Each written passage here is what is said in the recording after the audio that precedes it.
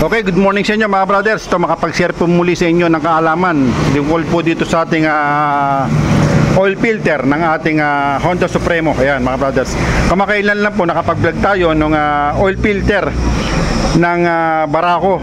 Dahil lumalabas na po ngayon yung mga local na sobrang local talaga ng oil filter.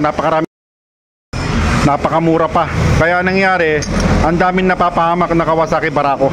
Ngayon, may nakapag-vlog ako noong una tungkol nga po dito sa nozzle ng ating Barako na lagi natin i-check.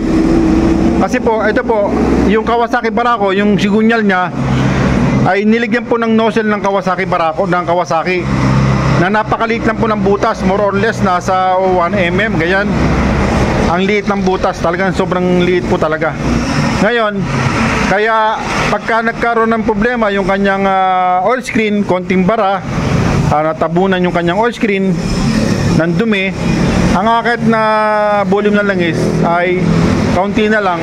Ngayon pagdating po nito, lalo na kaunti, kaya nagkakaroon ng problema yung connecting rod. Iyan po nagiging sakit ng Kawasaki Barako 175, yung katok sa connecting rod. Madalas po mangyayari mga brothers, di katulad ng ibang mga motor, malalaki yung kanyang butas, gaya ng ipinaliwanag ko, yung TMX 155 Rusi, ayan, 125, 150, 175, ayan, CG 125.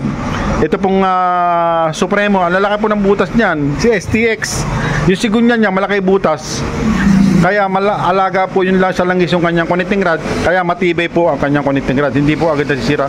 Yung Barako, matibay po talaga ang connecting rod, no? Kaya lang po talagang nangyayari sa kakulangan ng supply ng langis, nakakaroon ng problema yung kanyang stick bearing sa loob po ng connecting rod.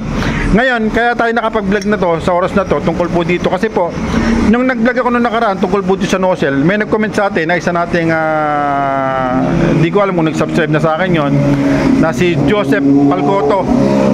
Halos karamihan ng kanyang pagko-comment ay against sa aking mga vlog. Ito daw kasi hindi raw may nozzle din daw to, itong ating centrifugal oil filter. May nozzle din daw to, ito raw. Ito po mga brothers, hindi po nozzle to. Ang laki po ng butas nito nasa more or less nasa 5.5 mm. Ito naman 6 mm. Kasi po pag pinasok natin yung tornilyo na 6 mm, eksakto po siya. Ngayon dito, medyo masikip, kaya halos parehas lang. Ngayon, bakit po nilagyan ng ganito mga brothers? Ito po kasi, dito po dumadaan ng langis, yung volume ng langis. Pagka dumaan po sa bomba, umakyat po sa oil filter, papasok po kasi rito mga brothers bubuga rito ng malakas na pressure. Pagbuga niya rito, diretso po rito. Ngayon ito, ang ginawa nila ng Honda, nilagyan ng harang sa harapan, sa likod. Ayan, nilagyan ng harang. Sa tagiliran ngayon lumulusot ang langis. Kaya habang umiikot ito mga brothers, habang umiikot, yung langis, hinahaton niya rito. Hinahaton sa tabi. Ayan, diretso po yan, pero sa tagiliran po lusot. Ayun, no? Ayan mga brothers, hindi po dito. Kaya po nilagyan ng ganon para po pagka ako sakali may nakatakas na langis na dumi na manggagaling sa oil screen, hindi po sa dediretso sa connecting rod.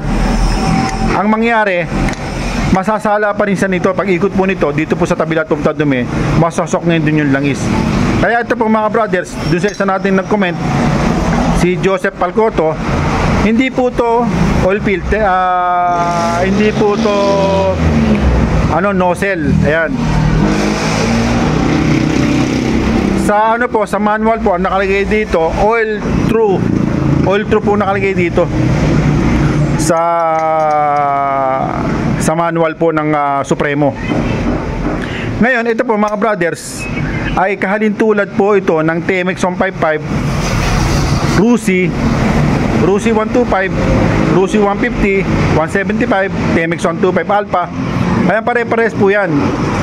Ang pinagkaiba lang po ito Supremo, kasi po ang kanyang idle gear nasa labas, hindi ginaya sa Barako. Kaya ito hindi mo ma-upgrade ng panggilid. Tigagaya ng TMX 155 Rusi, pwede nyo pagbali-balentungin ng mga pyesa niyan, pagpalit-palitin. Kasi po ang kanilang idle gear nasa loob po ng transmission, kaya pwede kayo magpalit-palit ng pyesa sa panggilid, walang problema. Kahit na-upgrade nyo, malaki, maliit, walang problema. Ito po, hindi po pwede, kasi ito ginaya po sa Barako naman. Nasa labas po yung kanyang idle gear. Yun naman po pinagkaiba. Pero pagdating po sa kanyang sigunyal, napakalaki po ng butas. Ayan.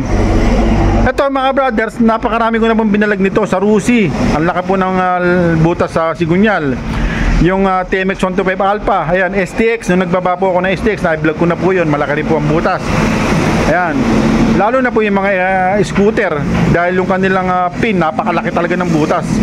As in talagang malaki. Ngayon, pag nagkakaroon na ng problema, pag napuno na po yung pin, doon na po nag-stack up yung dumi.